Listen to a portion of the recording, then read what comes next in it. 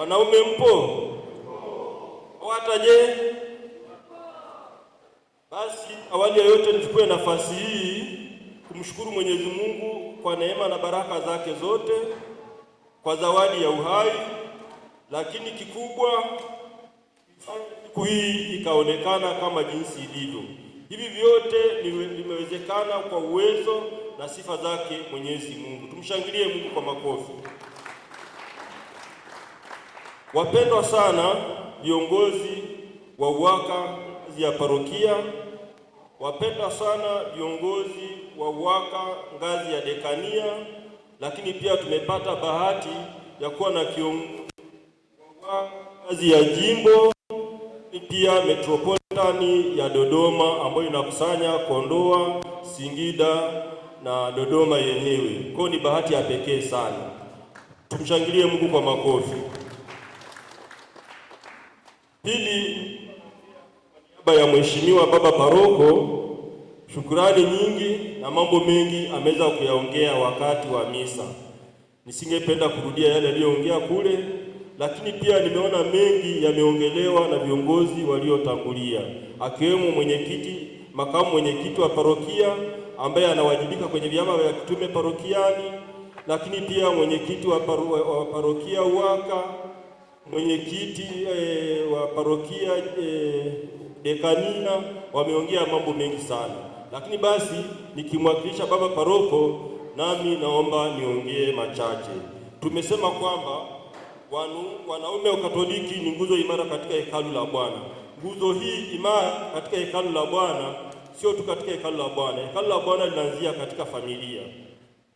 Kwa hiyo sisi ni nguzo imara katika familia, ni nguzo imara katika kanisa. Na uimara huu unaenda wapi? Tunaenda moja kwa moja kwamba sisi kama wanaume, sio kwamba nimewatenga wamama. Wamama pia ni ndugu zetu, tuko pamoja nao, nakuwa nawaongelea na wenyewe. Sisi kama wanaume katika familia ni nguzo imara, na tunawajibika moja kwa moja kuhakikisha ulinzi wa familia, kuhakikisha malezi bora ya familia. Kwa malezi bora ya familia ni lazima yaanzie nyumbani, lakini baadaye yanakuwa na manufaa katika kanisa na katika ujumla. Kwa wanaume tunawajibika kuhakikisha malezi bora yanaonekana katika familia zetu. Kwa sasa hivi tunaishi katika ulimwengu wa utandawazi, matumizi makubwa ya teknolojia. Ni wajibu wetu sisi wanaume kuhakikisha kwamba matumizi ya teknolojia katika familia zetu kwa watoto wetu yawe ni matumizi ambayo ni sahihi. Leo hii watoto wetu wanatumia hadi simu zetu na wana makundi yao, wanawasiliana bila sisi kujua, lakini wanatumia nini? Simu zetu, na wanawasiliana mambo mbalimbali. Wapo ambao wanawasiliana mambo mazuri ya kielimu, lakini pia wapo ambao wanaitumia vibaya teknolojia. Kumbe sasa tusije tukaona tunawapa watoto simu ndio kuwapenda. Tusiwabembeleze watoto wetu kwa simu. Tuwape simu kwa wakati unaofaa. Siku moja nilihudhuria semina moja, mkutano mmoja wa masuala ya shule. Watoto wanawasiliana kwa kutumia simu zetu. Pengine wakimwona mzazi akija, basi tuishie hapa, mzazi anakuja, sisi hatujui. Wametengeneza magrupu, sisi hatuyajui. Baya teknolojia. Tunaomba kwamba teknolojia iweze kuleta maendeleo ya kiroho na kimwili. Walelea watoto wetu waweze kutumia teknolojia vizuri. Nguzo imara tena ya kanisa, tumeanza kusisitizana hapa. Kanisa linaanzia nyumbani, linaanzia kwenye jumuiya. Kwa hiyo niwasisitize wanaume wa Katoliki, tuhakikishe tunakuwa imara katika jumuiya zetu. Kwa hiyo sisi tuwe wa kwanza kuhudhuria katika jumuiya. Mara nyingi kumekuwa na malalamiko, tunapata malalamiko parokiani, kwenye jumuiya wanaume wanakuwa ni wachache. Lakini kwa moto huu ambao tumeuanza, kwa umoja na mshikamano huu ambao tumeonyesha leo, naomba uendelee kushuka kwenye jumuiya, lakini mpaka kwenye parokia zetu. Wanaume tupo, tunawajibika kwa malezi, tunawajibika kuimarisha jumuiya yetu. Pili,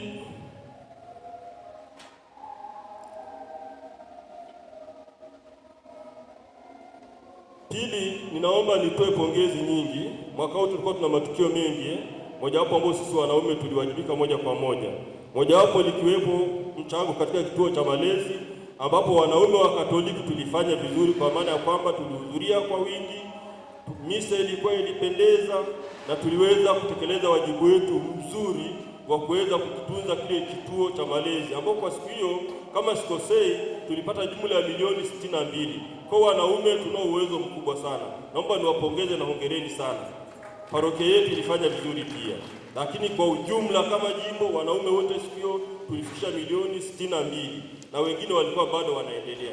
Na parokia yetu kama wanaume wa Katoliki tulivuka lengo.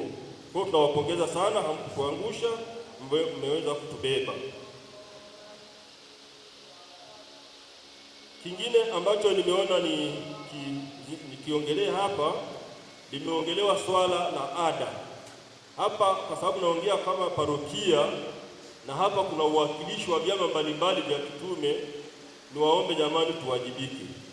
Tunapoombwa na viongozi wetu kuwajibika, kwa maana ya kuhudhuria semina, kwa maana ya kutoa michango mbalimbali, tuwe namba moja na tuitekeleze kwa wakati, kwa sababu tulisema umoja na mshikamano. Umoja na mshikamano ni pamoja na kutekeleza yale tunayoahidiwa. Kwa mfano, ada ya shilingi 24,000 kila jumuiya. Ninaomba nitoe maagizo kwa viongozi wetu wa UWAKA na kwa viongozi wetu wa jumuiya. Kila kiongozi wa jumuiya aliyeko hapa ahakikishe kwamba jumuiya yake imetoa mchango wa 24,000 wa kila mwezi, na tunadai kwa kila mwaka. Yaani jumuiya moja inadai shilingi 24,000 kwa kila mwaka. Kweli jumuiya ya Swaswa itashindwa kutoa 24,000 kwa mwaka? Wangapi watashindwa? Wanyanyue mikono. Kinyume chake ni kwamba wote tunaweza. Kwa hiyo ninaomba tunapomaliza hii nusu ya mwaka, wapendwa, tumalize huo mchango wa 24,000 wa kila jumuiya kwa mwaka, sio kila mwezi, ni kwa mwaka. Hata mkichota sadaka yenu pale mara moja mnakuwa mmefuta.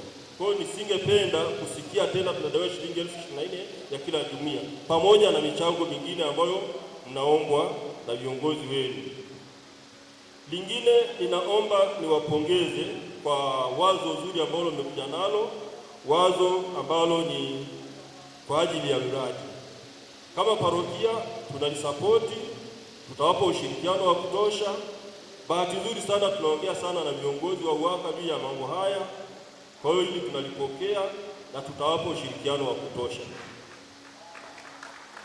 Na niwaulize, kwa sababu UWAKA hii na sisi wenyewe, hakuna mtu mwingine ambaye anakuja kutujengea UWAKA yetu, au kuna mtu atakuja kutujengea UWAKA yetu jamani? Si hayupo.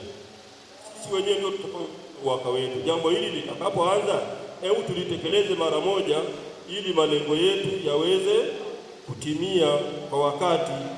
Na unapohitajika usiseme hili ni la UWAKA.